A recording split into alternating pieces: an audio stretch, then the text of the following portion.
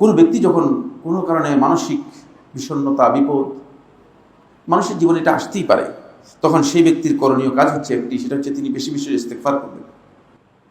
বা বিপদের মধ্যে আছি, আরেকজনের কাছে গিয়ে রাগারাগি করলে লাভ কি হবে? আর আমার মতো আরেকজনের কাছে এটা শেয়ার করলে কোনো লাভ নেই। আনিল আগারুল মুজানি রাদিয়াল্লাহু তাআলা আনহু তিনি বলেন, আগারুল মুজানি রাদিয়াল্লাহু তাআলা বলেন, আর রাসূলুল্লাহ সাল্লাল্লাহু আলাইহি ওয়াসাল্লাম বলেছেন, ইন্নাহু লা ইউগানু আলা কলবি, মাঝে মধ্যে আমার অন্তরটা কেন ভারী ভারী হয়ে যায়। এটা কে বলতেছেন? রাসূলুল্লাহ সাল্লাল্লাহু আলাইহি ওয়াসাল্লাম বলতেছেন।